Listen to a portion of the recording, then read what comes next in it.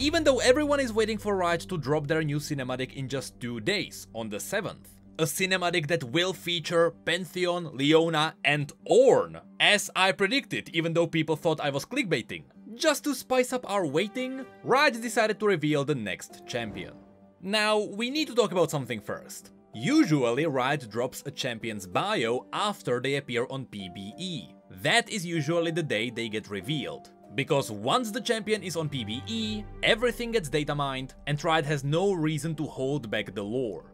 The thing is, the new champion, Zeri, the Spark of Zone, only appeared on the universe and nowhere else. And even on universe, the site is not finished. Her art doesn't load in properly. So, was this a mistake?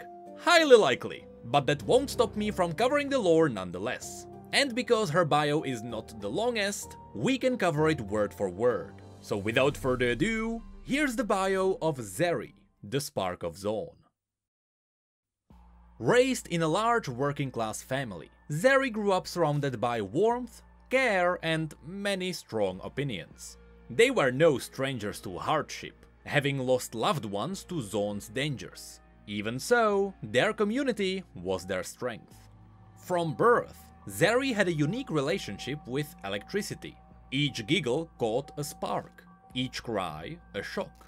Magic wasn't rare in Zone, but Zeri's electric charm was. It charged with her emotions, sometimes grounded, sometimes building to fierce and fiery. By her teenage years, her neighbors knew she was more likely the cause of power outages than a broken circuit. Life in Zone was beautiful chaos, her grandma would say, and Zeri embodied that all too well. Not everyone found her quirks endearing. To family and friends, Zeri was a lovable mess. To others, she was simply a mess. During occasional outbursts where her stray currents shattered a street lamp, or 2 or 12, Zeri thought she would even see flashes of something or someone. But there was no time to dwell.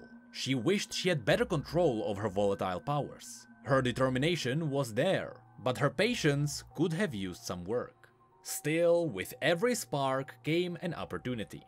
One night, while Zeri strolled through the entresol markets, the ground rattled from underground excavations that soon swelled into a destructive quake. She wasted no time zooming past fallen buildings to rescue trapped victims. As her world slowly crumbled, Zeri became a furious blur.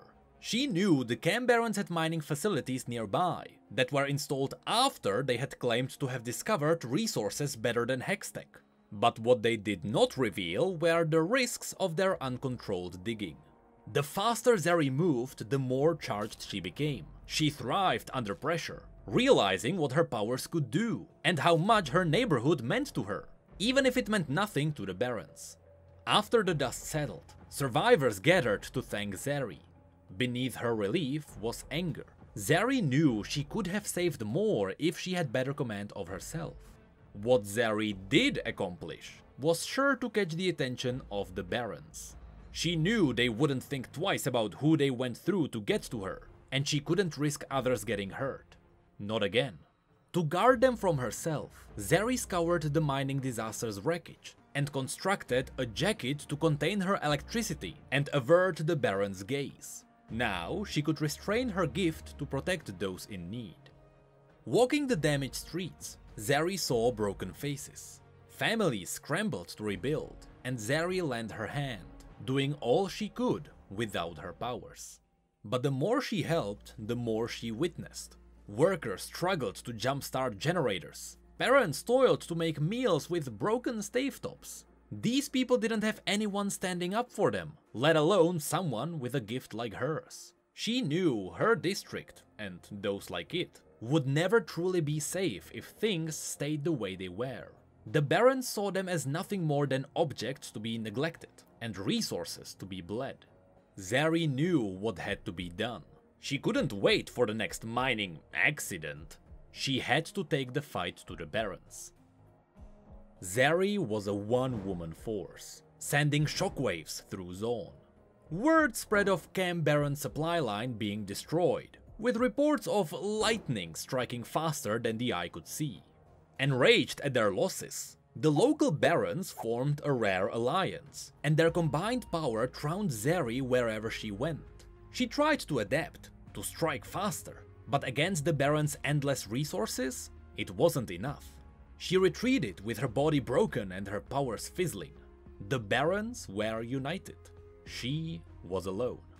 As she headed home, Zeri expected disappointment from those she let down. But what welcomed her was family, friends, and people she had never met, all standing up to fight their oppressors. From their rebuilt homes came rediscovered courage. Zeri had never felt so inspired. Yet it was she who inspired them. She was the spark that ignited their fire. And she was no longer alone. With the help of their neighbors, Zeri's mother had fashioned her a rifle, made of materials given by those Zeri fought for, the people of the Entresol. The gun's ammo was Zeri's emotions, its conductive barrel amplifying her powers directly from her hands. Paired with her jacket, she could better control her voltage, charging up to shoot precise, or at least somewhat precise, electric bursts.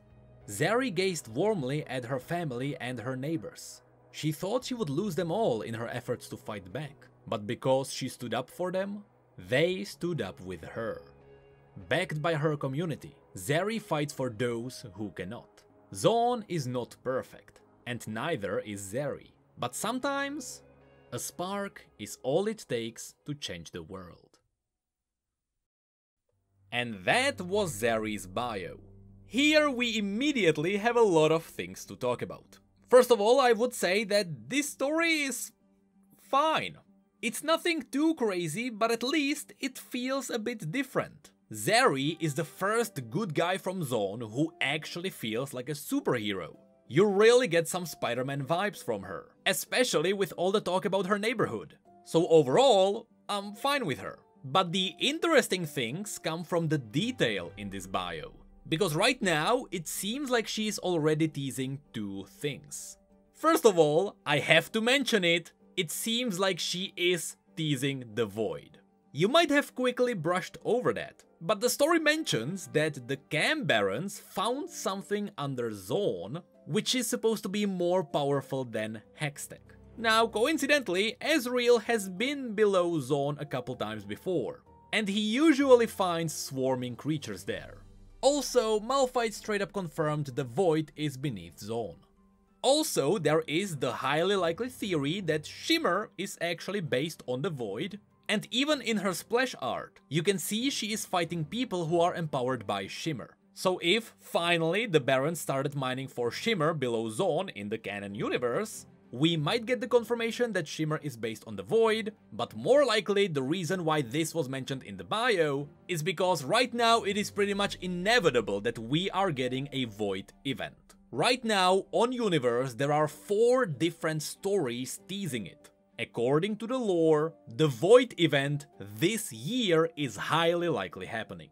The other thing Zeri is teasing is the champion that comes out after her. We know the next one is highly likely going to be a Cam Baron. That's why in this story Zeri mentioned that the Cam Barons formed an alliance. And that's why she mentioned the Barons are mining beneath Zaun.